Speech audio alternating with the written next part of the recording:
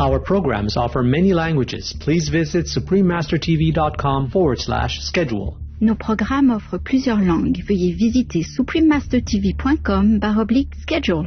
Nuestros programas ofrecen varios idiomas. Visiten suprememastertv.com/schedule. Наши программы предлагают много языков. Пожалуйста, посмотрите suprememastertv.com/schedule. We have been living in the system of normalized violence, and we've been killing animals at such a fast pace. I mean, we kill more animals in 4 to 12 hours than all the humans that ever died in wars throughout human history put together. Why did we have to create a planet that looks dead, that kills things, that kills animals left and right, that kills trees, that kills rhinoceroses, that kills? I mean, that's all we do. You know, we're killing machines. Climate Crisis, Countdown to Year Zero, Part 1 of 7. Continue watching to find out more. Bon dia. Passa un bon dia means hello, have a nice day in Papiamento, one of the official languages spoken in Aruba.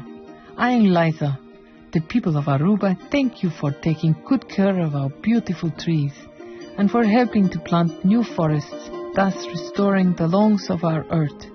May you be blessed with these life-saving actions.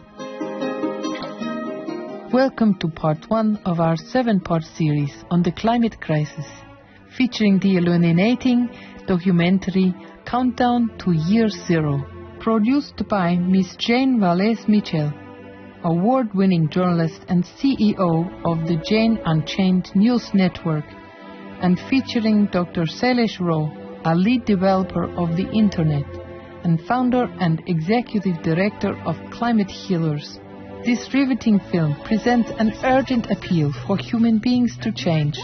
With Earth experiencing record high global temperatures, the sea's mass extinction of wild animals, and widespread environmental disasters such as hurricanes, floods, forest fires, and rising sea levels, we have little time to act. We must make a change now if we are to survive. But what must we do? How can we rescue the Earth from the brink of destruction? Continue watching, make one simple change, and save the planet.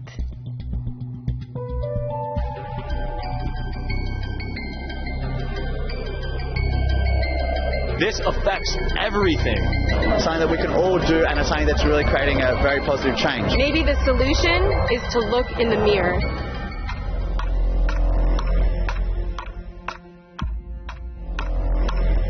We have been living in the system of normalized violence, and we've been killing animals at such a fast pace. I mean, we kill more animals in 4 to 12 hours than all the humans that ever died in wars throughout human history put together. Why did we have to create a planet that looks dead, that kills things, that kills animals left and right, that kills trees, that kills rhinoceroses, that kills?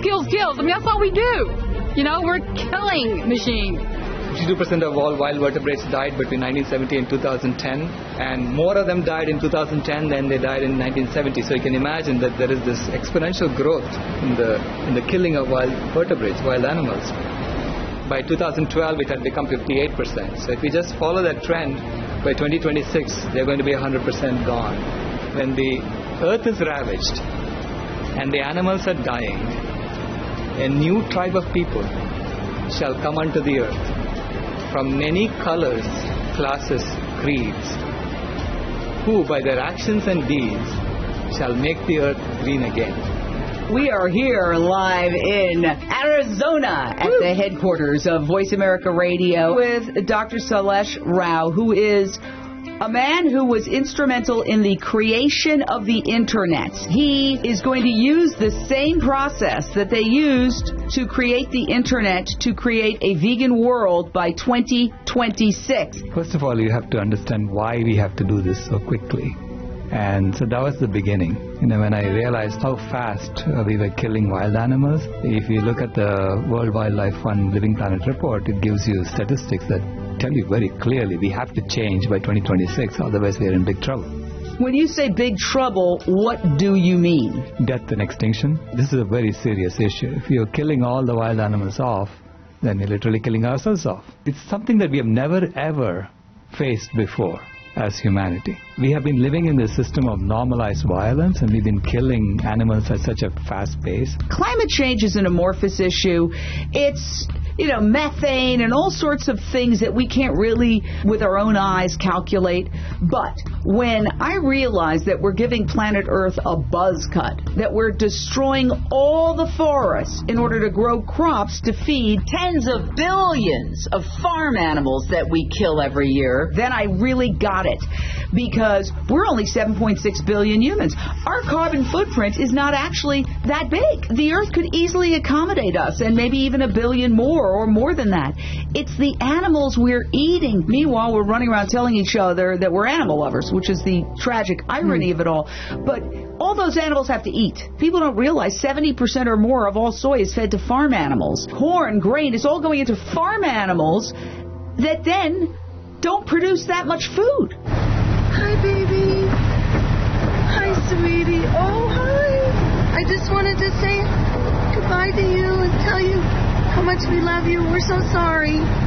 We're so sorry, baby. In industrial agriculture, you have to build things for them. You have to keep them packed tightly. You have to heat them. You have to cool them. You have to take care of their manure.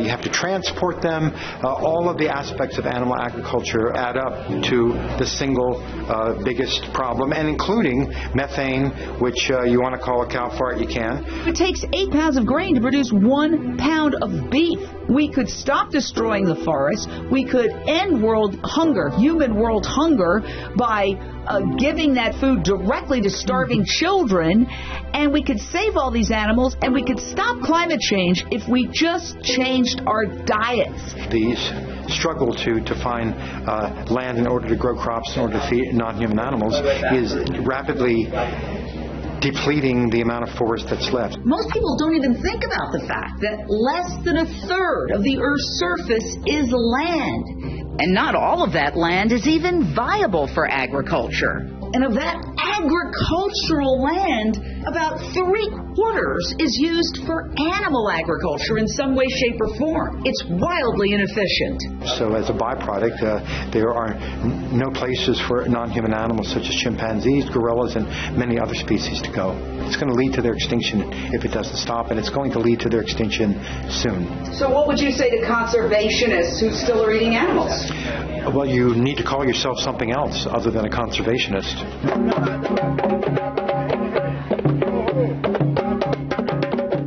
What's the problem? What's the solution? I'm here with a very special message. Inside of here is my daughter. I want her to have a good planet to live on. Not just a planet to live on, because this planet will survive us, but a good planet to live on. And part of that is internalizing what's really happening with our environment. You cannot be an environmentalist without being vegan. A vegan family here at the climate change protest.